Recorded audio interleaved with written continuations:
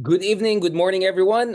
Here is our latest episode of Deep Dive here on our podcast. Today's guest is a special friend, and I'm not saying it because he's now joining me, but it's because this goes a long, long time. I don't even remember it, but once upon a time, this gentleman was on the stage talking about South China Sea. I think this was an event co-organized by the Department of Foreign Affairs, FSI Institute, and Diplomatic Academy of the Philippines. A long time ago. I think it was 2010 or ish, and I was still a Yes. student back then. And there were a couple of people I remember from that discussion, and one of them I said, "Oh, this is a very young gentleman, and he seems to know a lot about military geeky stuff." And next thing you know, we're gonna be mates and friends for the next 10 years. So I'm super glad that now that we're not as young as before, but I think young enough, we have kept the flame of friendship and continuing our passion and involvement. I will also say I feel genuine friendship with our guest today because I also see his solidarity with the Philippines and our struggle in the region in ways that I do not see with a lot of other people. So let's get the ball rolling. Dr. Collin Koh, thank you, Colin, joining us. Of course, you're speaking in your own private capacity. Let's be very clear. But of course, you can. His background is senior fellow at the Rajaratnam School of International Studies at Singapore, among the best, sharpest guys from Singapore. So if Australia is down under and New Zealand is down under, Spore, is that how we're gonna call you guys? Joining us from Spore. Spore, yeah, Spore, yeah. yeah. Uh, okay, so before that, let me just simply say, because I get this is somewhat a semi-formal discussion, so I will also try to be a little bit informal than to have to artificially be very prim and proper. And you know, Richard, we thanks so much for your very kind introduction, and I echo you as well. Our friendship dated a long time ago when we first sort of started off looking at regional issues, especially those on the South China Sea. And over the years, we read a lot, we seen a lot, and we have undergone quite a bit. And whatever we see today transpire from what we observed collectively in the past. So we have here a common affinity. And of course, I have to say that I really admire your work, Richard, because before I entered into the field, I have read a lot about your work, and I have, also recommended your work to my Singaporean friends, including those who work in the ministries. That if you want to read someone who is an authority on Philippine politics and geopolitical affairs, then Richard Hadrian is somebody that you have to speak to. In fact, I have a friend who was recently posted to Manila in the embassy, so I recommended that he reach out to you as well if he wants a very incisive take on Philippine issue and the broader Indo-Pacific. So it's my honor to be your friend, Richard, and of course, an equally great honor to be on your show. But you asked a question, how do you call Singapore? I used to like to joke that we are a fine country. We are a fine country in a metaphorical sense, right? Say fine, meaning it is good, or because we issue too many fines, right? Because we have very strict laws in Singapore. Well, as You long as get you're not Sin City, I mean, I think Fine City is always better than Sin City. yeah. So we issue fines on everything, but since our discussion today will revolve a little around Singapore, so feel free to shoot any question, and as best as possible, I can address them. But really, this one is really something that I'm looking forward to. I'm sorry that sort of delayed that. It should have been recorded earlier. So, Richard, thanks so much for taking your evening off to have this discussion with me. Before getting into Singapore, and I don't want to put you in trouble, but we're gonna ask questions. I mean, I'm really proud of how our countries come, forward throughout the years, considering the difficulties we have, because both of us have very strong relations with the Mm, United States. We're an ally. You're an important partner to the Americans, and at the same mm, time, of course, there's China and the challenges that we face there. So before discussing that, I want to also add, Colin, your background is in engineering, right? Because mine is, I started pre-medical courses, dentistry, before I went to social. So sometimes I wonder also if our non-social science starting point mm. perhaps may have influenced also how we approach this issue. Yeah. Yeah. Oh, in fact, this is the first time I hear from you that you had a non-social science background. you're right. I got my undergrad in material science and engineering. I remember when I first entered RSIS as a student. I mean, I'm glad that RSIS accepted me, given that they are in for what they call a multidisciplinary approach, right? So they accepted one of those rare animals who came from engineering, which is me. And it was a culture shock because the way I write, I remember my a thesis supervisor who overlooked my who oversees my master's dissertation. So he looked at my first draft of my term paper, and the first comment he made was, "Colin, you wrote it like a lab report." I was like, "I'm Exactly. sorry." Yeah. But he was very quick to chime in and say, "But Colin, that is not a paralysis of your ability to be a good social scientist, because the one thing that people like us who come outside from the social science circle is that first, we have very likely a very different perspective of how things is like, right? And that is one. Second is the way we organize our thoughts and synthesize them into writing could be very different from those who are trained from the scratch as a social scientist. So in my case, for example, he told me, and I thought that was very consoling for the whole day, on that very fateful day itself. He told me that, you could write in a methodical manner, which is good because you could lay out your points clearly and in a very structured manner. So it's like, oh yeah, okay. So it's a redeeming feature, I guess, being an engineer. So I mean, in my whole course in RSIS, I bump into, of course, faculty who are somewhat nasty, and they cast a sort of a wary eye on me. They ask, why am I here in the first place, which is a weird question to begin with. I'm there because of passion. Otherwise, I've been gone to the semiconductor industry, earning my big bucks, and Exactly. even free riding on the current geopolitical tensions over chips, right? I've earned a lot, right? So the fact that I gave up this opportunity and I entered into this new field is because of passion more than anything else. But they question why I'm there. But of course, there are those who a small number who I'm still very grateful to this day. They did not prejudice where I come from, and they patiently sort of brought me into the field and teach me the ropes. So I always remember them. I mean, where I stand today, I'm not a big shot. At least maybe I might have some publishing and all that out there. But at least I could say that they play a very strong role in shaping who I am today. So I'm very grateful to all of them. Yeah. Thank you so much for that, Colin. I mean, I completely understand where you come from. I mean, if you look at the novels behind me, including War and Peace, they have highlights like anatomy, physiology, right? So my approach is very, very different. Of course, engineering folks are different. People from medical field are different. But I think one thing we share is really passion for geopolitics, for regional security, and I think also passion for our countries in a sense that we want to have a voice on the international stage.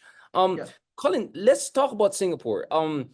I know as Singaporeans, you kind of feel weird because sometimes you feel you're over romanticized by other countries, and at the same time, perhaps sometimes you feel you're not as appreciated in terms of the challenges you face and the contribution you make in region. So, in the Philippines, we have I think we call it first world problems, or like being good looking problems. Yeah, it's our sarcastic way of saying, I know it's hard to be Singaporean, but can you tell me, Colin, how does it feel to be Singaporean in the region? I don't want to put you on the spot, but the idea that you guys are an uber rich country in terms of per capita, you even have a higher per capita than the United States. I think you're top 3 or top 5 in the world.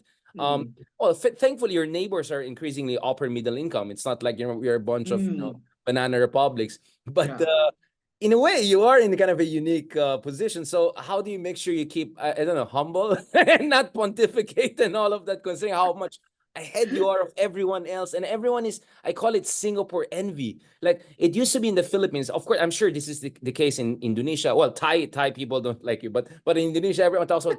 But in the Philippines, it used to be always America, America. There's no such thing in America that kind of, but now everyone talks about Singapore as a role model. Presidential candidates last year, everyone's talking about Lee Kuan Yew, right? So how do you feel about that? What do you think? What do you want to tell all these people having Singapore envy? Like, be careful what you wish for. Like what? Yeah, bro, thanks for this question, because you know very often people outside Singapore look at Singapore as it is, right? It is full of skyscrapers, glitzy landscaping. Of course, the picture of Marina Bay Sands always come to mind, right? And you know that gives the impression that Singapore is a rich country. It is a highly metropolitan, which is true, of course. And of course, there are many of those untold stories behind Singapore itself, and the context is important. I think firstly is, of course, I appreciate being a Singaporean. Maybe I've done enough in my past life that earned me the afterlife of being a Singaporean, right? And I'm fortunate for that. I mean, some will argue that, hey, Colin, you should thank your grandfather who migrated all the way from Fujian province all the way down, and he made the right decision to make that perilous journey through the South China Sea to reach what they call Nanyang, right? Or South China Sea, for example, whatever they call that. So in a way, I'm part of their legacy and their heritage. Just to share with you that my paternal grandfather is from China, but my maternal grandmother and my great grandmother from the maternal side was actually not pure Chinese. They were actually what we call Peranakan, Nyonya. So my lineage is somewhat a little bit You mean complicated. Malay? They had Malay background? Yeah, some Malay background, and my great maternal grandmother actually did not live in back then called the Malayan Peninsula. She actually lived in back then what was known earlier to be Siam, which is today's Thailand. So southern part of Thailand, which of course now the deep south is a little bit of a problem, right? But it is a predominantly Muslim population. And of course, today, if you go to Kelantan state, for example, in Malaysia, they trace their origins from Siam back then. That was before the Bahrain Treaty that was signed between Siam and London, which sort of see part of southern Thailand to the Malay peninsula. So it was kind of complicated. So I have Chinese blood, which I believe to be the predominant bloodstream. I have Malay, and what they call Siamese blood is complicated. So that's how I will always try to tell my foreign friends. Say, for example, they say want to meet in Singapore, I'll bring them to eat nothing but Peranakan food, just to tell them if you think Singapore is a Chinese nation, then you are severely mistaken. I serve and I want to show you Peranakan food because this is precisely a very important microcosm of Singapore itself, right? That it is multiracial, multi-ethnic, and we have a very significant melting pot history of where we come about. And of course, you mentioned Lee Kuan Yew. It was interesting because it was a great revelation from you that, in the Philippines, Lee Kuan Yew was being talked about. I mean, there was some very important context to make. Of course, Lee Kuan Yew was successful during his time in Singapore for various reasons. One is that Singapore inherited what we will call a working bureaucracy from the British British. colonialists. Yes. I mean, colonialism isn't good, of course, right? But one will argue that there are some side products that you get from colonialism that could actually help in the development. Not to say colonialism is good, but the byproducts of it, you could get. So we inherited that.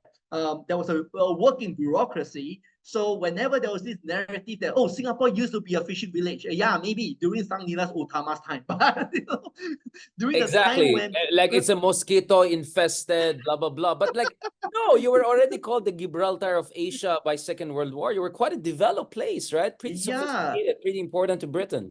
yeah, look, I mean, the reason why we were important was because of our geostrategic location. We have a deep sea harbor, and we basically were so well located in between the confluences of the Indian Ocean and the Pacific Ocean. So that is a geographical and geostrategic constant itself. And why the Japanese were so keen to get us back in 1941? Look, I mean, when they went through Malaya and partly through Patani in Thailand, and they worked their way all the way down to the Malayan Peninsula. Their grand prize was not so much the Malayan Peninsula, but their grand prize was actually Singapore. Because that is where they will stage all their naval operations in the Indian Ocean as well as the Pacific Ocean. So, all these great powers recognize the importance of Singapore from the geostrategic sense. And today, fast forward to today, we found ourselves in the same situation somewhat that, we are, as you say, somehow we are smack in between the two powers, right? US, China, everyone seems to want to have a piece of us. And somehow it is something that we have to live with. It's a geostrategic constant we have to live with. It's a reality. At the same time, as you may know, Singapore, we love to say that we are very kiasu, right? we are scared of losing. That pretty much sums up what I see as the popular mentality in Singapore. You could even see that kiasu mentality manifested in our foreign policy as well. I mean, if you use the term kiasu mentality, that is very colloquial. However, if you use an academic term for that, maybe anticipatory, or maybe I could call that, okay, siege mentality. A siege mentality, a type of thinking that, like you're constantly under threat from someone, something, and you have to be constantly on your toes. You have to be constantly trying to reinvent yourself and try to be relevant. Look, Singapore doesn't really publish what we call a foreign policy white paper, for example. But if you sort of put together all the various public statements, as well as speeches and all that, you could actually distill all the way down to just a few important principles. So one is that we have to stay relevant because we are a small country. And usually small countries, go back to history, go back in the old Peloponnesian times and all that. Small countries don't tend to survive very long in an intense geopolitical environment. You have to, of course, have good ties with everyone. I have to say that, while we appear to be sometimes hyper competitive, but we want to compete in a way that is friendly. We don't want to be seen as sort of, jump starting anyone, tripping someone from the back. We tend to give people the impression that we are over competitive, sometimes at the expense of our neighbors. I know the older leadership in Malaysia love to say that we are happy on that expense, somehow along those lines. But they're not your fans. Malaysians are not your fans. They're not our fans too. So, we have that in common. Malaysians don't like both Philippines and Singapore. Exactly. So, what I will share with my friends is that, just remember that Singapore is a melting pot. It's a melting pot in a very interesting geopolitical neighborhood.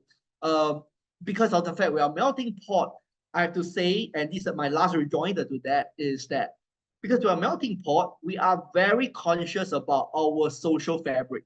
The social fabric is what brings the whole nation together. Look, we are still trying to build a national identity. We have a very young nationhood to begin with. So we are trying to build a national identity, and what we do not want is some party coming in to tell them who we are. That is something that we don't want. So it's directed at anyone, to be sure. So we are very conscious about that. So that's the reason why I, at the beginning, tell you that, when my foreign friends come, I'll bring them to eat Peranakan food. I want to impress upon them, this is our culture. I don't serve Chinese food. I do love Chinese food. I know many good Chinese restaurants in Singapore, but I insist on not bringing them that because it would have given them the impression that Singapore is Chinese. We are not Chinese. So we are Southeast Asian, like you, like your country, Richard. Philippines, Singapore, we are all Southeast Asian countries. We proudly call ourselves Southeast Asians because we have very unique culture to begin with. Yeah. And very cosmopolitan. I mean, I would do the same in the sense of, if there are folks coming from the outside, I'll show our Hispanic side, eat adobo, caldereta, menudo, and then you can also eat the other things that you know about Filipino food, just to showcase you to our cosmopolitanism. thank you for Yeah. bringing us to that topic, because I think one of the misconceptions about Singapore is that because you're ethnic Chinese or Chinese speaking majority city state, there's this preconception that there is almost a continuum with motherland China, or at least that's what motherland China wants to put it. Our good friend Ambassador Kausikan Bilahari has been very clear about Fred from United Front, among others, throughout the years. Yeah. And I see you getting trolled a lot online. By the way, as we speak, there are people there saying they're so glad to hear you because they follow you on Twitter. They call it X, by the way, but it's Twitter. Can you tell me a little about, because I see people from China, obviously they're trolls. I'm not sure they attack you and you're a traitor to, you know, to your roots and all of that. Can you tell me how is being, I mean, you're really a patriotic Singaporean, and I find that such a revelation, and I love it, and I really respect you for that, my friend. Can you tell me about what does it mean to be a Singaporean of a Chinese descent, and how is that different? Again, I'm sorry, this sounds almost stupid, but there's just so much nonsense out there that I just want to shut that down. Can you tell me how being a person of Chinese descent but Singaporean, how is that different from what we're hearing from the other side? Yeah. Thank you, my friend. Thank you for giving me this opportunity to really, sort of set the record straight. And I'll be very quick about it, so that we don't, sort of hop other topics. But it is a very passionate issue that sometimes I share with my friends from abroad, because they ask about, how do you feel like being an ethnic Chinese? I like to call myself, and I still follow what I'm taught in school, right way from the very beginning, when I was still a very young boy, that we call ourselves Singaporean Chinese, not Chinese Singaporean. I back then I might not have really understood why my teachers would insist on the sequencing, right? But now I understand that you have to first emphasize the fact that you are Singaporean and not a Chinese first, because that's how we try to build a national identity. The teachers told the same thing to ethnic Indians, ethnic Malays, for example. You are a Singaporean Indian, you are ethnic, you are a Singaporean Malay, for example. You are Singaporean Eurasian, for example. This is how it goes. Importantly, you are Singapore. In our case, of course, similarly for those who have, their ancestry from India or from Indonesia or Malaysia, for example, it's the same. But I will have to say, given that we are 70% ethnic Chinese, it tends to give people impression that we are a Chinese nation. I spoke to a number of Chinese scholars and some Chinese officials. They appreciate that, we are not a Chinese nation, but they do caution me that, Colin, while we may understand, it's only because we are in the field, we understand, we read a lot. But in the mainstream, most of the PRC Chinese, they don't understand, because to them, Singapore is predominantly Chinese, so it should be Chinese. So therefore, you can try to convince them, you can try to shape them. It's not always easy. Now, and there is, to me, what I observe to be a very clear bifurcation between what I see as PRC mainlanders who live in the north of the Yangtze River and those who live in the south of the Yangtze River. Look, my ancestry came from the south of the Yangtze River in Fujian. And if you go to Fujian, you go to Shanghai, for example, you'll find that they are quite similar to ethnic Chinese in Southeast Asia in the way they talk. But the further north you go up, say Beijing, you start to see that the accent is very different. Even the diet is different. Look, those in the north, they eat buns, they eat noodles, but those in the south, they eat rice. They are like Southeast Asians. So Absolutely.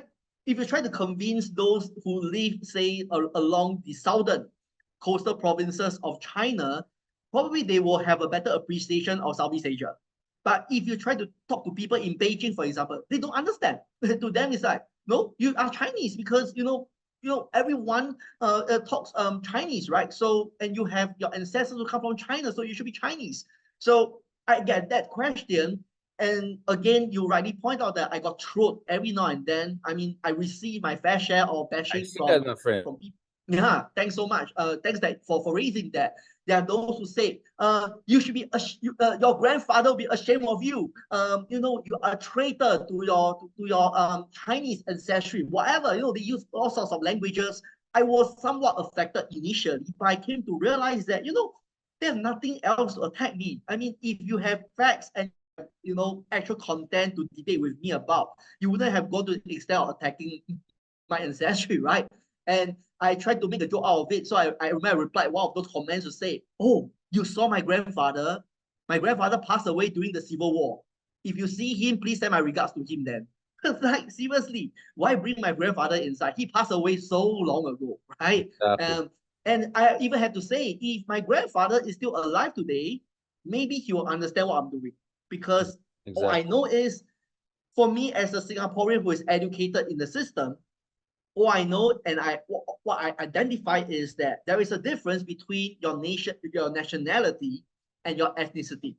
Nationality and ethnicity cannot be conflated together, right? You could do that in the case of China, for example, right? You can call yourself Chinese and you're from China. But in our case, we are Singapore as a nation, but I'm ethnic Chinese. And I'm trying to draw that balance because, in a way, I have relatives in China. Because I know that there are people online who accuse me of hating China. No, I don't hate China because I have distant relatives in China. And let me share with you this snippet that I seldom share with anyone. My grandfather returned to China at the height of the civil war in China, which is strange because everyone is trying to get out. He's trying to get in because he missed home. He went back to Fujian because he wanted to die there, right? He went there, he passed away in the hometown, and because of the Cultural Revolution and all that. So eventually, news did not reach us until we actually get the letter from our relatives in Fujian many months after his death. They were the ones who carted the coffin all the way up to the mountain to bury him. So let me ask you, I mean, why would I hate my relatives, right? They are Chinese. They are still Chinese. They are patriotic Chinese. They will swear by the red and the yellow star flag, for example, but I swear by my flag, but I'm still grateful to them. That is the cultural affinity. I still go back before to visit my grave, the grave of my grandfather as well. So why should I hate China? I mean, I question and I do really criticize the policies coming out from the CCP government. But In the again, you United know, Front, really policy of, you know, just blurring the lines of anyone from an ethnic Chinese or Chinese speaking background. Oh, we're all yeah, part of one. So in that sense, they're you know, putting all folks of Chinese background in you know, in a very perilous position. I mean, in the yeah, Philippines, the problem is, you know, my fear is xenophobia, or whenever we criticize China, because I'm not Chinese, they attack me as xenophobic. In your yeah, case, they'll say you're like a self-hating Chinese. Essentially, that's what they're trying to do, right? Um, yeah. can you tell me, no, again, for people who don't, Dr. Collin Koh, sorry, I just have to be formal so that people know they're catching up here. You have a Singaporean Chinese Cultural Center, a gorgeous one, beautiful, very expensive, last time I checked, but for good reason. Why was that established? Was that to make clear to the world that Singaporean Chinese is Singaporean before it's Mm, Chinese? To mm, separate it from I think there's a Chinese Cultural Center also there in yeah, Singapore, right? By PRC yes. China. Can you explain a Mm. little bit of that to us? Yeah. In fact, this is one of those so-called heritage centers that were built alongside a good number of associated sort of heritage centers as well. For example, one on Peranakan culture as well. If you go to the Asian Civilization Museum, you'll have a pretty good collection that sort of display Singapore's heritage as well. So now the thing is, as you know, in Singapore, we have a number of Chinese clan associations, the Fujian Clan Association, the Cantonese Clan Cantonese. Associations, the Hakkanese Clan Associations, and all that, and the Teochew Clan Associations. I mean, the thing is that all these were legacy of the past because our forefathers, when they came to Singapore, they couldn't speak English. Um, Probably they couldn't speak Chinese as well. They probably could only speak their dialect. Right. And that was all about it. So it was largely meant to preserve a part of the culture itself. It wasn't meant to sort of propagate that, oh, we are a Chinese nation. or whatsoever. So even when we are trying to propagate the fact that ethnic Chinese were part of Singapore, but we also want to highlight that even within ethnic Chinese community, there are different dialect groups that who exist. And somehow we coexisted peacefully side by side, right? We share different culture. I mean, Teochew cuisine and Cantonese cuisine and Fujian cuisine, they are very different, right? There are some commonalities, but the way it was cooked is very, very different. So we are trying to accentuate the fact that we are melting pot, essentially. We have many influences from all over places. So I think that was what I believe, what in the context, why that center was being set up. It was meant to highlight that, it is not meant to be a Chinese center. It's a uniquely local Chinese heritage center to begin with. I really appreciate your passion and all, and I knew this was going to come out, and I felt this is the conversation we should have in our part of the world, because there's a lot of gaslighting going on there. Yeah. A lot of blurring of the lines that is very unfair that is going on. I feel for my Chinoy also brothers and sisters who are being put under pressure because, by when mainland China United Front tries to tell they're essentially part of motherland China, they put them in a very difficult position also, and I also feel for them, and that's also the spirit within which I'm having this conversation with you. Colin, let's talk about this. When it comes to Singapore, you are appreciated. So we're transitioning a bit to strategy. I'm sure we can have more conversation. I want to come back to you more on this in the future. When it comes to Singapore, there's this debate about whether Singapore is a kind of a gold standard for hedging. Some would say more critically that what Singapore is engaging in is performative hedging. Or something, actually, some will say it in a complementary way, that you are in a performative hedging. Like, for instance, for every MOA with the US, there's an MOU with China, but the quality and substance of the one with one side is almost incomparable. But in terms of optics, it creates this notion of equibalancing, when in fact it's very asymmetrical, which is what we see with hedging. And more importantly, very dynamic, very, very dynamic. So when I follow Balakrishnan, when I follow your leaders throughout the past 3 years alone, I see a tremendous amount of, it's like a stock market, right? But the end goal is preservation of your national interest and strategic autonomy. Can you tell us a little bit about this Singaporean art of hedging? To the degree that it dispels this idea, Singapore is really pro-China, but pretending, or the other way, that Singapore is actually a friend, an ally that pretends not to just be a friend of US, but in fact they're. But how is Singapore handling this, and what are the new pressures and challenges for Singapore? Because you can be brilliant for the past 50 years, but new challenges are going to come up. Yeah. Wow. We are, of course, described by some to have been practicing what they call equidistant foreign policy pertaining to China, to the US. Not really equidistant. I mean, I think to some it might be what I see as a very simplistic type of characterization, right? Because as you rightly pointed out, for every MOU we sign with the US, we will sign one with China, but the quality is very different, right? The quality of the type of cooperation, it differs from one to the other. Now, give you an example, and this is something that I got as an anecdote from more than one source. Look, China loves to sign MOUs with various countries. They love the optics of, being seen to be signing MOU, the big banner behind, and then, the grandeur of signing the MOU, and then shaking hands. They have the photo of course, all good. Then the question is, after signing the MOU, the follow-up isn't always a follow-up.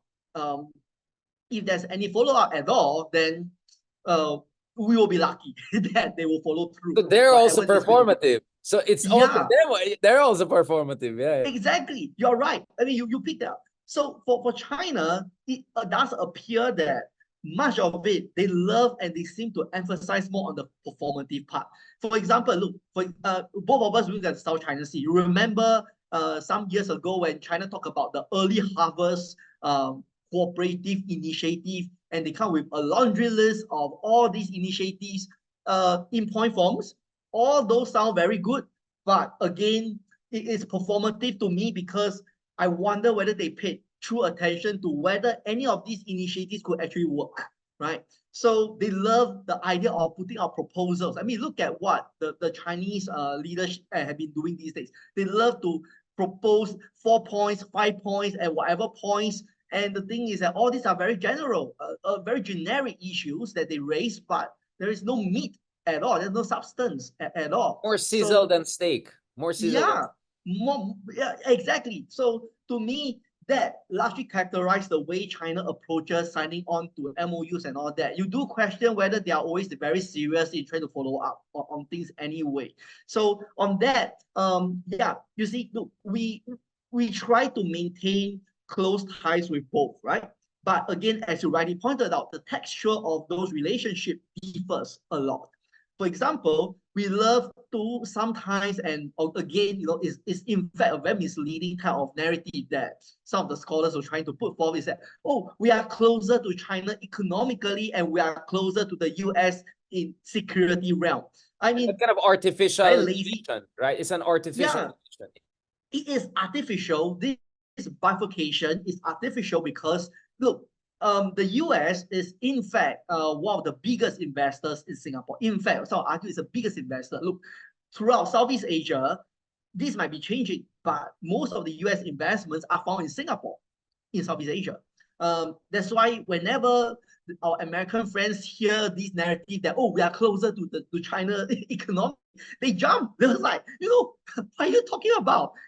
We had the greatest investor in Southeast Asia in your country, and you say that you are closer to China. I was like, okay, I mean, maybe that deliberate bifurcation is largely aimed to be performative as well, right? Exactly. I mean, that's what I'm saying. That's not, everyone is, this is a kabuki show. I mean, this is people do not understand. So you also know where I'm coming from, right? I'm talking about Duterte people, those types of people who take the headlines and all and try to make stories out of it to push for an agenda of essentially submission to China. So I said, I want to bring in a legit Singaporean patriotic friend of mine who can just completely demolish this nonsense about, oh, you see, Singapore is saying all these nice things about China. We should be also like them. And well, first of all, Singapore doesn't have territorial disputes with China the way we have, right? And you're not the US ally. But I want to say another thing.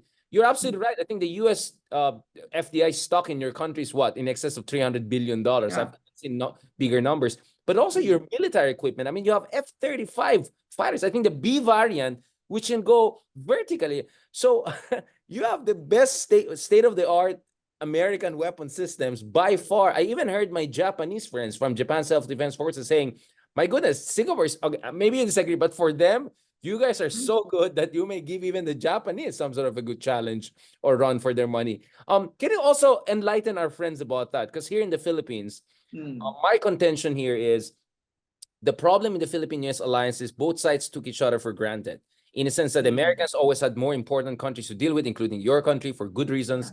And on our part, I don't think we leveraged that alliance properly. And our strategic elite were nowhere as, I won't use the word patriotic, but let's say anticipatory or let's say forward-looking as yours. We're kind of fixing that. So you have a weird situation where US is a treaty ally of Philippines. They're not your treaty ally, but the weapon systems you have is way more sophisticated than anything we observe. And again, just to push back against people who say, but Singapore is a wealthy country, Philippines, blah, blah. Well, Jordan and Pakistan have more advanced American weapon systems than the Philippines. So I just want to look at that in terms of your security cooperation with the US. What are the misconceptions and what is the reality? What is your theory of the case? Yeah, thanks so much. Okay, to build on that, the context is that Singapore is able to survive with our foreign policy till this day because we have been very consistent in what we're doing. We're consistent with what we are saying, and in a way, it helps to sort of pave the way to put forth our position very clearly that we are not pro anyone, we're just pro national interest. I mean, in some cases, we cooperate with you, in some cases, we cooperate with them. For example, we could align with China, say, on the issue about protectionism in trade, multilateralism in trade. We could align with China on that. During Trump, exactly. Yeah, exactly, right? And of course, on the security front, we will harp on the international rule of law, for example. We don't openly criticize China, but we sort of highlight that this is important. So we are very clear what we are talking about. We stress principles and interests. I mean, these to me are the two keywords: principles, interests. and not about ideology, not about because I'm friend with these guys, so I have to side with this guy on everything. The thing is that nation states, independent nation states, as small as Singapore, for example, we have agency, right? We have the agency to make our own autonomous decisions based on our best national interests. Everyone could be telling us what to do, right? I mean, we could have Americans who tell us, oh, you should do this, you should do that. But we also have equally from China, you shouldn't do this, shouldn't do that.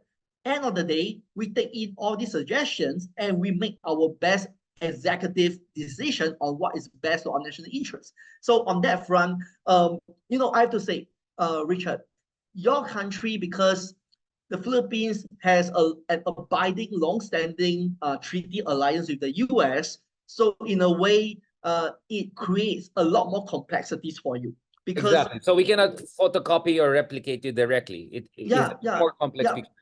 Yeah. For us, I mean, people describe our relationship with the US as anything but an alliance in name.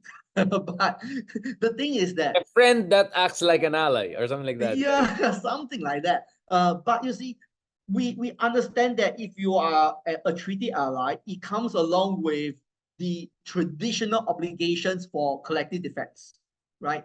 And sometimes you may be compelled to do things you may not want to do.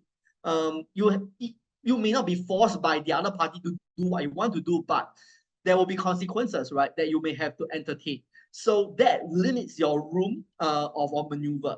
So being an ally of someone is not always an easy life. But again, I know some country wanted to sort of propagate the fact that because you're an ally, you're a vassal of someone, and all that. Look, it doesn't mean because you're an ally means you're a vassal of somebody, right? I mean, you're an ally because there's a collective defense treaty, but it doesn't mean you make decisions on all front based on the interests of that ally. I mean, that is a misconception. In our case, we have no such thing. So in a way, we could argue very safely that we're not a treaty ally of anyone. So we could safely tell everyone and with a very, not even a slim of doubt that, we don't take, orders from anyone because, in a way, we are free to make our own decisions. We can say that because we have no alliance. In the Philippines case, I mean, somehow, unfortunately, that had become a situation that people use that as a narrative to attack the Philippines and undermining Philippines sovereignty, undermining Philippines autonomy, which to me is a very, very unfortunate. But at the same time, one will argue, then why not just annul your alliance with the US? But look, is it so easy to just simply annul alliance like that? I mean, look, it is still difficult in the case of the USSR and the Warsaw Pact to dissolve. It dissolved because the USSR dissolved, right? But outside that, have you seen NATO dissolve? No. Okay, it's not an alliance, it's a partnership. FPDA is a Cold War relic, some argue, but it never dissolved because it has to reinvent itself. Once you get something institutionalized, you will tend to see the benefits of that institutionalized relationship, right? You draw training opportunities, equipment opportunities, doctrinal opportunities, and of course, it is an insurance, right? In the Philippines case, you rightly mentioned that, in terms of the military capability, is still behind some of our regional countries. But that is where the alliance is important. It's a backstop for security. I mean, this has to be understood. In our case, look, we have consistently spent on defense, for sure. Of course, some will argue, Colin, because you're a rich country, right? So you can spend as much. But I think it's not so much about we being rich and we spend a lot. What's important is what I see as a long-term planning approach to that. Your ability to plan long-term because equipment get obsolete pretty fast. You have to plan for it to either be retired or you modernize it to extend its life. So you have to plan it in such a way that it segues well with each other. So you don't leave any gaps in between. And of course, throughout the entire process, you build your capability in terms of your technical competency in operating increasingly more sophisticated equipment. Now, one thing to note, which of course is different in the case of the AFP. So can you remind us again about what is your defense strategy? Most recently, you got a German submarine, you have F-35 fighters, but you were telling me that it's not just about being a rich country, it's about being anticipatory, it's about making sure that you can be as self-reliant as possible. And what could be the lessons or not lessons for countries like the Philippines who are already a US treaty ally? Yeah. So, of course, for Singapore, given that we are not a treaty ally of anyone, we are free to choose where we could buy our equipment. We, of course, were trying to get the best. As far as we could afford, we will try to get the best. And of course, very often it isn't necessarily always a case that you want the best, but you'll get it given that could be political constraints and whatnot. We are lucky because we are a close security partner with the US, and that sort of accorded us access to some of the latest technologies. We are able to get training in the US, for example, and to really get up close to how the US carry out joint war fighting. We sort of learn best practices from them, of course, participating in various joint exercises. All these are good. In the case of the Philippines, given that you are a US treaty ally, it doesn't necessarily mean that you are beholden to buy equipment from only one party. Of course, the US will keep pressing you to buy American, right? Because they'll say that, we are allies and we should build greater interoperability and greater commonality.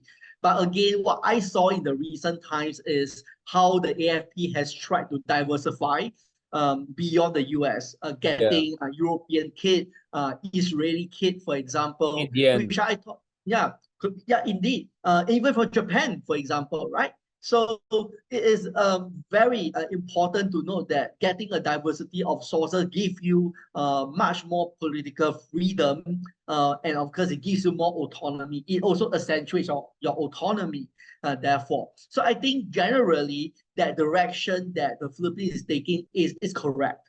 But of course, in our case, we are very different from the Philippines. That's why I wouldn't go to the extent to say that our defense strategy or policy is necessarily replicable in the case of the Philippines, because the Philippines is a much larger country than Singapore. You have multiple sea fronts that you have to deal with. You have many seaboards, right? To the north, there is always a Taiwan flashpoint, and of course, to the west there is the South China Sea. And these days, you are finding, the Chinese increasingly more active to the eastern seaboard as well. And of course, to the south, you have the case of the Sulu Sea issue, for example. And within the Philippines, you have both internal and external security challenges that you have to deal with. Singapore is a small country. We have a very limited geography to begin with. So one will argue that we are a little bit lucky, because if you try to compare military power in terms of how you balance between capability and the geographical scope, I think we are running a surplus on that. Some will argue that, look, Singapore, you have probably as many warships as, say, some of your larger, Southeast Asian neighbors, which have much bigger. Indonesia, for example, right? Exactly. The last I saw was that, in terms of the number of ships, we are almost close to, say, some of our regional countries. But if you go down into it, they have a much bigger maritime zone they have to deal with, or rather a much bigger security zone they have to deal with. So in our case, we are lucky that we don't have that much geographically that we have to protect. But again, we do see our security as more than just bounded by geography. Because, for example, our stakes far out in the distant areas, like, say, in the Middle East, is well known because our energy security is largely dependent on that as well. So one of the reasons why we send warships to the counter-piracy missions I think from 2008 onwards, is a very good reminder that we don't see security as largely just around the region. But suffice it to say is that primarily, I believe this is the case of Philippines as well. Primarily, our priority is to defend the homeland, right? And then international security is secondary, is like co-curricular activities that we will deal with. But again, we are small, but at the same time, we are aware that given that we are small, we have very limited strategic depth. So we will have to carry out what people will deem to call a forward defense strategy. Right? A forward defense strategy to some is offensive.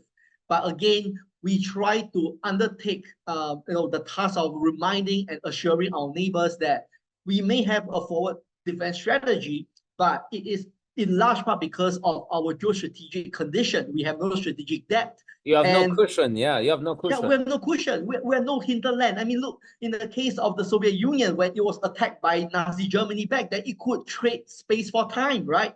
From west to east. And it could buy enough time to launch a counterattack. We have no such luxury at all. So if we have to fight, and of course, our first priority is to deter and to have diplomacy. But if we ever have to fight, then we have to be decisive enough to win. And that, of course, is a very tall order. I mean, it is in the mission statement of the SAF, but again, fighting the war itself isn't always straightforward. Look at the case of Ukraine, right? Russia thought it could sort of walk over in 72 hours, but sorry, yes, it is still running now after 2 years. So again, it's very uncertain, but we try to put in as much insurance in that. First, by ensuring that we have a good long-term defense planning approach. We try to get some of the most high-tech as best as possible. And we don't just do that. I mean, those that we can develop and manufacture in Singapore, we will do that as well to give us more insurance. We try to maintain good ties with like-minded countries which are interested in upholding regional security. We work with Philippines, we work with other Southeast Asian countries, we work with extra-regional powers like the US to try to bring everyone on board. So that's part of the defense diplomacy of the game, right? And of course, you know that we have a small population and we have a shrinking population. So we do face a long-term manpower issue. So we move towards greater automation, and we try to create more force multiplier effect on what we acquire. So, and I did mention that we are a largely conscript-based armed forces. We have a core group of regulars or professional military personnel, but the bulk of the fighting force was made up by conscripts like myself back then. I was completely demobilized back in 2015, but prior to that, I have to go for my in-camp training every year for the next 10 years after my active service. So that is a core group. But you see, that also means that Singapore doesn't have to pay that much on manpower. We could. You're well trained already, yeah. I mean, the thing is that because we are conscripts, so conscripts don't get paid a full-time salary, right? So when it comes to manpower costs, you save quite a lot. And the manpower cost saving, you translate that into equipment purchases and other capability enhancement. But in the case of the Philippines, you have no conscription. You have ROTC, right? But you have no conscription. So it means that for fully professional armed forces, you do have to spend quite a bit on manpower. And of course, you do have to spend on modernization. So I don't envy the Philippines because you have so many things you have to deal with. Multiple security issues that you have to contend with, manpower costs that you cannot do without, and of course, equipment modernization imperative as well.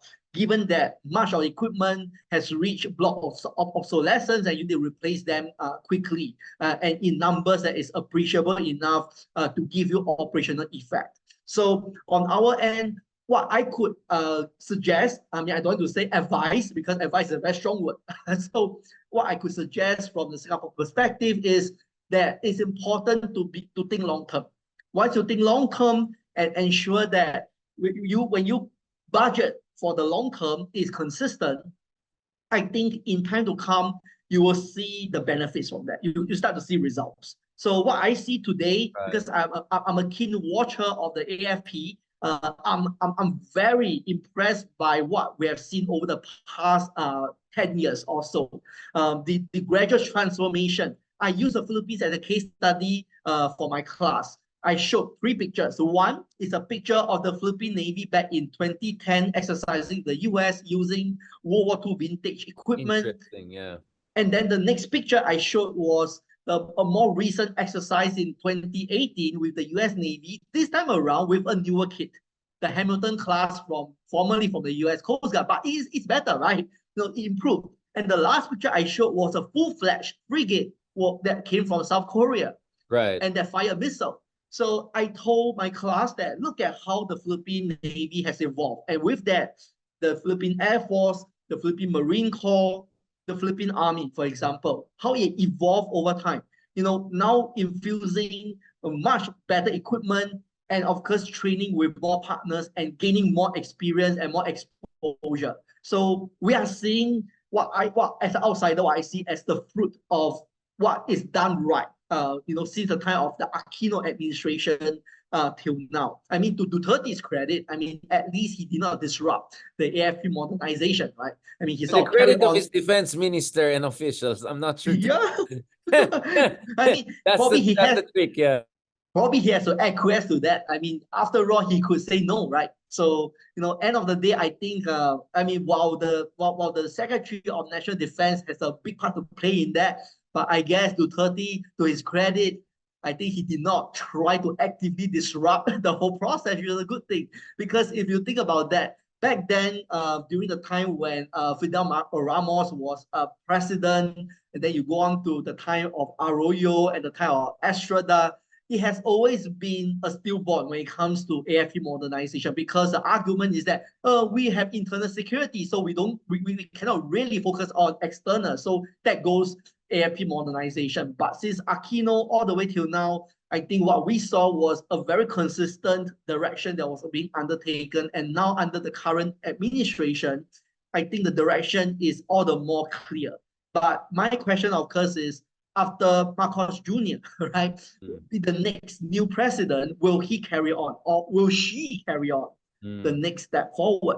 So if there is a sort of a future-proofing kind of effort undertaken now, it should be undertaken. The future-proofing of defense policy planning that is completely immune to the change of administration. It ensures consistency, because the defense game is one thing about long term, right? You cannot just simply spend now and then you sort of don't spend after that, and then you sort of neglect the whole process. So that will be my suggestion. Yeah. Just last point on this. I mean, I completely agree with you. Where I'm cautiously optimistic is the fact that we saw from Aquino, the revised AFP modernization, Horizon 1, Horizon 2. We're a bit behind the curve, obviously, but now we want to push the Horizon 3 to a kind of a $36 billion 10-year program modernization.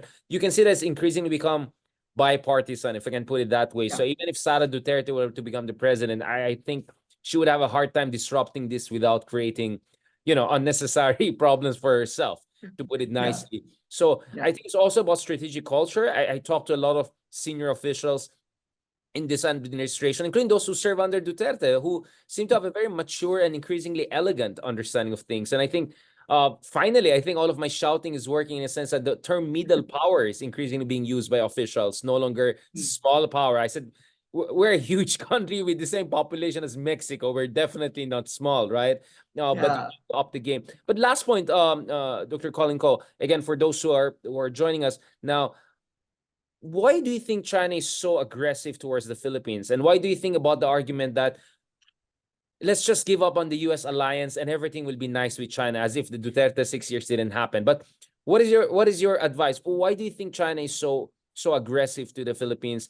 And do you think, sorry, this is a conversation after all also, do you think this is also about Philippines holding the line for a while, getting China's grudging respect, and then we can negotiate friendship from a position of better equilibrium, in the sense that China is also mistreating the Philippines because we had 6 years of Duterte, because they don't respect the Philippines, because they have contempt for us, because they think we're weak. And so we have to be plucky for a while until we can negotiate with them on better terms. Oh, what do you think also about that argument, which is essentially my argument? Yeah, I mean, in fact, if you trace back into the longer history of the South China Sea dispute, you'll find that ever since the Chinese fought a shooting war with the Vietnamese back in 1988, it has not fought a shooting war with anyone. However, the next victim that it was consistently targeting has been the Philippines. Mischief Reef, I think, is the very first beginning, because every time whenever I talk about the South China Sea dispute between the Philippines and China, I remind my class and anyone that I spoke to that you look all the way back. I mean, the recent tensions do not just happen under the current administration or even during the Duterte administration or even during the Aquino administration. All these came about right in the 1990s, especially. I mean, Mischief Reef, then came Scarborough Shoal, and then Wisan Reef that was right under Duterte, just 1 year or so before he stepped down, right? And then now what we saw in the case of the second Thomas Shore, Scarborough Shore, Sabina Shore, for example, all this has a long way to go. Now, if I could put forth a few factors why China particularly seemed to like to poke the Philippines, right? One is that, of course, the Philippines was considered a weaker rival, right? The Philippines was distracted by its internal problems and had no attention given to external security issues. So when you have a country that is so preoccupied with internal problems, it created an opening, right? And that is, of course, something in sharp contrast to the case of Vietnam, for example. I mean, Vietnam smarted from the 1988 clash with China. Of course, China always remembered that it fought a very difficult border war with Vietnam, and it knew that Vietnam, because they are both communist nations, right? And China has witnessed upfront how Vietnam is so united as a nation against foreign aggression. So it wouldn't want to touch Vietnam. I mean, it has grudging respect for Vietnam because of that. But in the South China Sea, Malaysia and Indonesia is not a disputant, but it is considered a party to the South China Sea. But both Indonesia and Malaysia, they don't tend to put a lot of emphasis on that anyway. And of course, the issue here has more to do with jurisdiction more than territorial issue itself. However, with the Philippines, that is a key issue for China. One is that if you put aside Vietnam, the Philippines is the next in line when it comes to the extent of territorial claims in the South China Sea vis-a-vis China. So that is, I think, the second reason why it will want to touch the Philippines. Thirdly, is that geostrategically, the Philippines is the gateway to the open Pacific Ocean, right? If you put aside Taiwan, I mean, to China, the Taiwan is always a long-term issue. But before that, you still need to gain access. You need to break out into the Pacific Ocean. And the weakest link in the first island chain, apparently, is the Philippines. So that actually, I believe, what sort of explains that. Fourthly, and I think this is a theory that I wanted to discuss with you because I want to test that theory, is that if China's aim is to undermine US alliances and partnerships and to cast aspersions around the world and not just in the region, that the US is a fickle and untrustworthy ally to anyone and therefore not worthy of any world leadership as a superpower, then what you need to do is to undermine it through its ally. That you show that the US has no way to protect its ally. China has been having a field day of propaganda when it comes to the withdrawal from Afghanistan, for example, and they use that as a way to remind Taiwan that, look at Afghanistan, the US isn't going to come to you. Then they will say the same thing to the Philippines, that look at Afghanistan, the US isn't going to come to you, it isn't going to help you. But if China is able to undermine the Philippines, despite the fact that the Philippines is a US treaty ally, it goes to show and sort of amplifies the narrative that the US isn't a trustworthy ally or partner to begin with. And all the more, it has no right to exercise the world leadership. So that's the way I see it. It's an indirect way that China is using to attack the US as well. And somehow the Philippines has become, sandwiched in that regard. Yeah. Yeah, absolutely. I mean, I completely see your point in terms of China has every incentive to press the Philippines because of its relatively limited capacity to fight back. But at the same time, because there's a US element, it also has an incentive to show the paucity of that alliance. Therefore, there's more pressure also for the United States to be much more reassuring towards the Philippines, which is a completely different conversation we can have separately. I would say, of course, one reason I also feel China is really mistreating the Philippines is because they have not come to terms with the fact that Dutertes are no longer in position of power. And I think they drank the Kool-Aid, meaning You know, their proxies in the Philippines made them think that Duterte's will be power and forever, and essentially the Philippines will be another Cambodia. You know, we got Hun Sen, Yeah. everything else will follow. So complete misreading of Philippine domestic politics, Yeah. civil military relations, and not reading enough of Richard Hidarian. But lastly, I would also add Taiwan. I think they're Mm, really worried about Taiwan because the Philippines may allow Americans to put as many HIMARS and Typhoon and whatever, and that mm, will have implications for mm, war in Taiwan. Because if yeah. Americans have good missile defense systems, then they can have a counter also to China's anti-cruise ballistic missile, layers and layers of that also in their Mm, provinces. So in short, the Philippines has a very unique geography mm, and yeah. set of geopolitical alignments and assets and liabilities. Therefore, this is where I think the point comes in that not only with Singapore, but I think with Malaysia and Vietnam also, there are really not much direct lessons we can draw from them. And that's why the Mm, debate is really, for me, very ideological. People who hate US in the Philippines will say, oh, let's be like mm, Vietnam. But good luck, because, you know, it took Vietnam, I don't know, 100 years of wars to yeah. become what they are today. Some would say 1,000 years of struggle Yeah. against China. The moment Yeah. we give up the alliance with the US, good luck with China, right? Yeah. So they have no Yeah. respect for a country that has no backup. And for all the shortcomings of the US, right, Colin, they're still at the gray zone level. I think if there's Yeah. no US element, I think they will breach the gray zone level because there's nothing else that will stop them. So I think what I really appreciate about this conversation is it's really real talk. We are Mm, fellow Southeast Asian countries. yeah. Let's be honest, we're also extremely, extremely diverse. And I would even say Philippines is almost exceptional in terms of challenges Mm, and also opportunities mm, places in this part of the world. Colin, any final rejoinder or something that because I know mm. we've gone way over time, but you No, realize not at we have all. to have more of this in the future as we discuss developments in the region and of course U.S. elections also later on. Yeah. Okay. So I just want to say, and mindful that some of our readers, listeners, might come from China, for example. Let me just say something. If you are confronting a democratic country and it is not just one person who is running the show. I mean, look, during the 6 years of Duterte, and Richard, bro, please correct me. I know Duterte was put as a very popular president, right? He was deemed to have done well. He has high public approval ratings on things like, say, how he handled the pandemic, how he was able to carry out his duties as a president. But I do know that there's one thing he scored very lowly over the 6 years was how he dealt with China and the South China Sea policy. I mean, all this consistently scored lowly. If Duterte's aim was to try to shape Philippine opinion in favor of China, he actually achieved the opposite. I mean, the perception actually worsened over the years.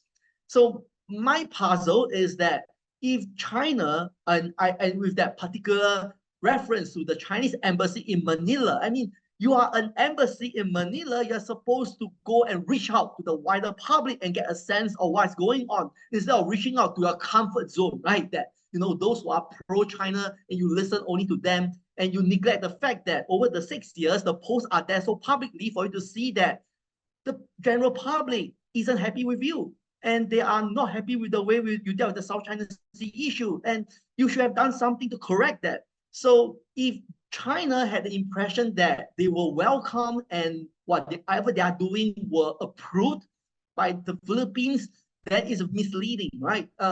Maybe it's approved by Duterte, but it's not approved by the Philippines as a country itself and as a society. And they should know that as a democratic country, the Philippines undergo election. Duterte cannot run a second term, right, after 6 years. So it could be a different president, and China has to be prepared for that. So I think for China, it is a grave misreading of the Philippines as a society. I would say that in some way, it also reflects the general outlook they have towards other alien societies. They tend to see other alien societies as their own. It's like mirror imaging in a Mirror way image, that yeah, just exactly. because just because Xi Jinping is the great leader, everyone has to rally around him. But in other countries, Duterte, for example, in the Philippines, he's the president, but it doesn't mean that everyone rallies around him. So there is, to me, quite a bit of a mirror imaging that what I see as the cause of the hubris in Chinese foreign policy pertaining to the South China Sea and with particular respect to the Philippines. But with that, no, I really appreciate. I don't really mind the time because I really love talking to you, Richard. The last time we had a face-to-face talk was one of the Shangri-La dialogues, and after that, we didn't have really a chance to speak that deeply. So I really appreciate the chance that you give me on your show, give me a platform to share my views, and I very much look forward to sharing more and discussing more and learn from you, my good friend. And hopefully, when you come to Singapore, please let me know that I could play good host to you as well. I feel guilty because I was in Singapore at least twice or three times in the past year, but I didn't want to disturb you. That's the thing. People don't know. Actually, I'm shy. I mean, I know it's not obvious, but actually, I'm very shy. Like to ask people, maybe they're busy and all of that. So, but definitely this time I'll trouble you more, my friend. You're absolutely right. We always think that it's just a wolf warrior problem. I think there's also the ostrich diplomacy problem, this complete denial of the reality out there and insisting on a version of reality that is honestly more wishful thinking. And I think that's where we really see the blind side of China, that their strategic narcissism really prevents them from appreciating complex societies. That's why they have very caricaturist view of other countries. We saw the same problem when Putin invaded Ukraine, thinking they're just a bunch of, we see the same problem also with China, the way they treat the Philippines, among others. So that's why I insist we have to force them to see the rough texture of reality. And then from there, let's negotiate an equilibrium. Otherwise, they're just going to insist on bullying us into submission. But thankfully, we no longer have a Duterte in power. On that note, thank you very much, Dr. Collin Koh from Regent School of International Studies, who obviously spoke in his private capacity because I don't want to put him into trouble. Thank you, my friend, and catch up soon. Yeah, catch up soon. Yeah, see you. Thank you, La. Thank you.